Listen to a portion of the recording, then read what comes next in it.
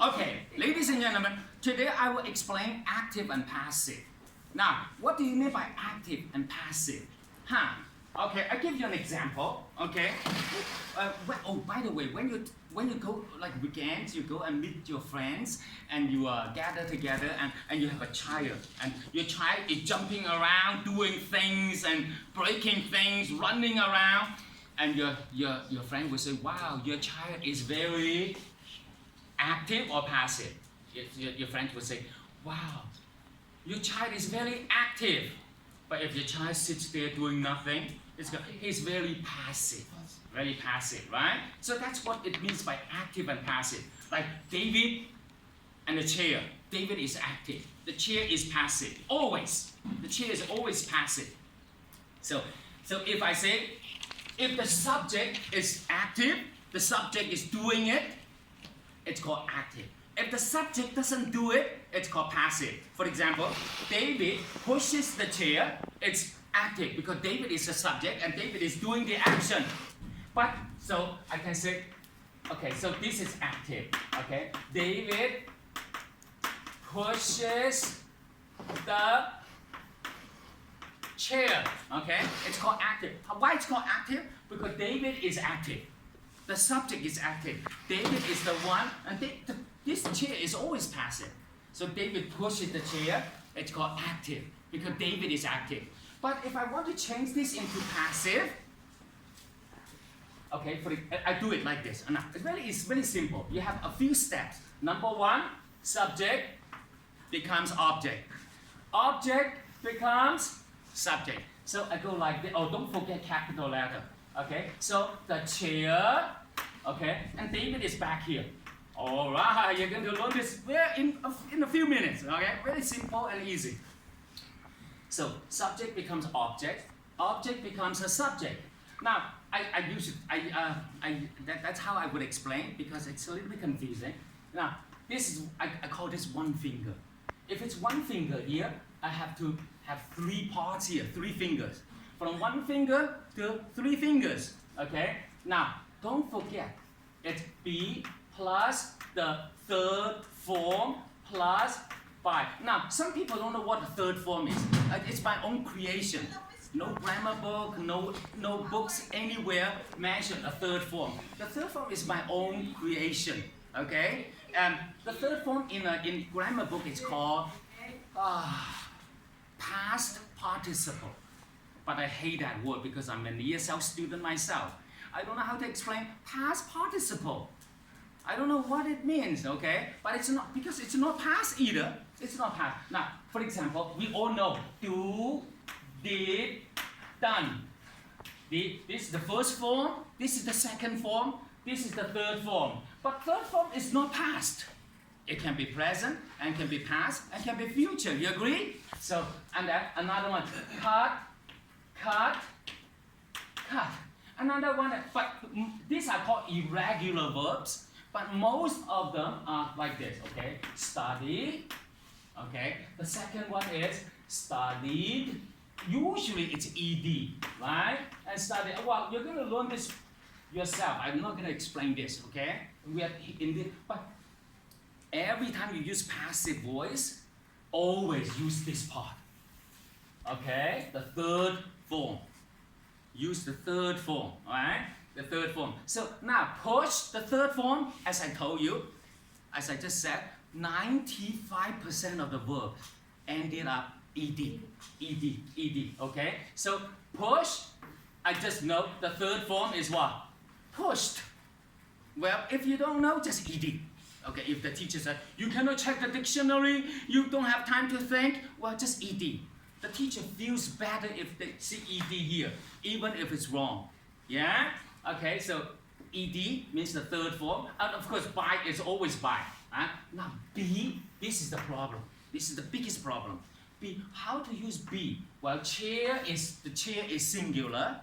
And then singular, so it's either is or was, right? Two options. You cannot say are or were, right? So the chair, it's is or was. But what should I use? A chair is singular, probably it is, probably it was. So what should I do? And then I check here. Pay attention.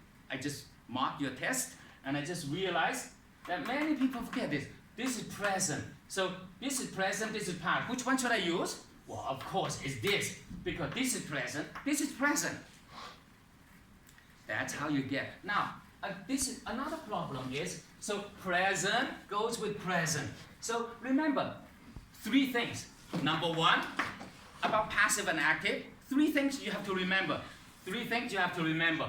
All right. Number 1, okay, subject and object exchange, changed. Okay, changed. Subject, object changed. Number 2 what? Don't forget, be plus the third form. Well, we don't say third form.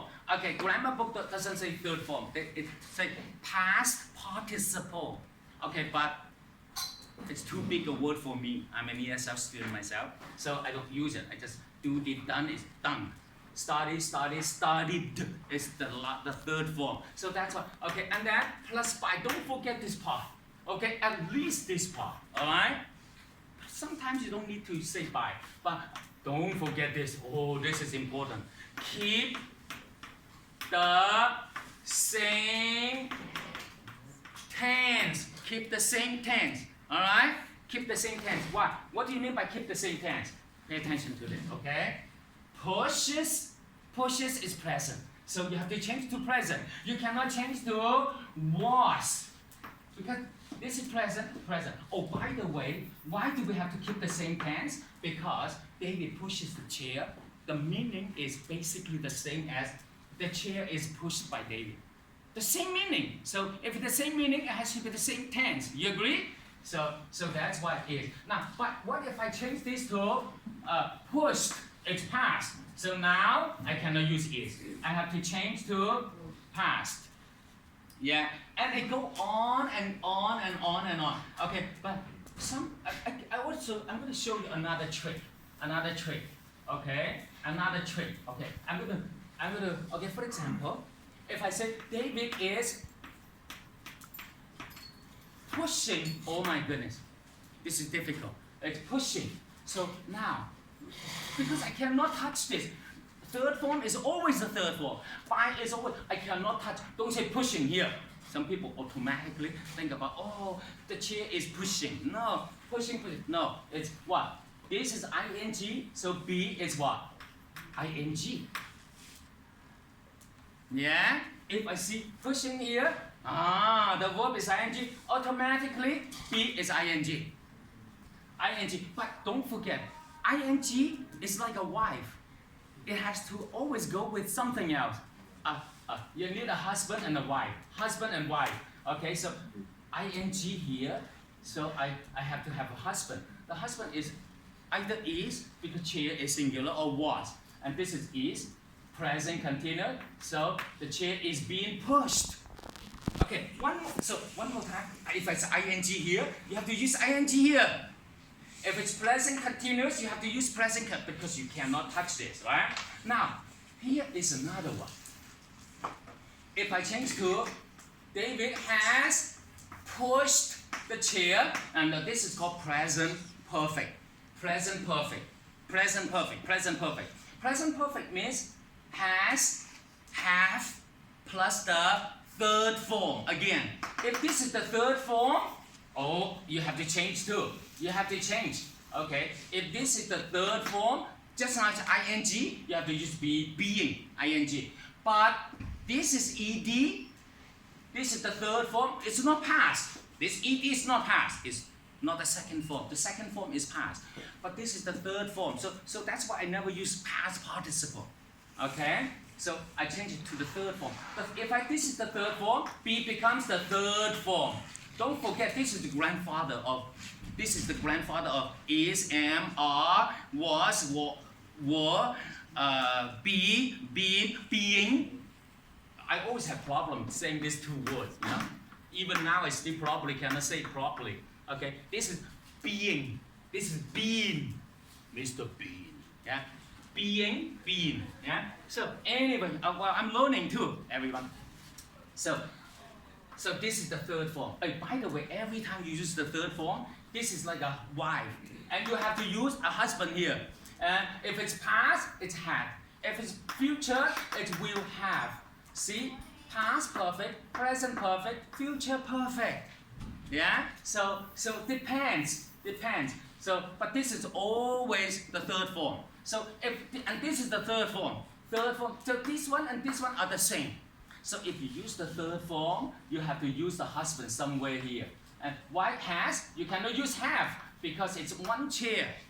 Alright? So we can go on and on and on and on. Alright, I think that's enough so far. And till next time.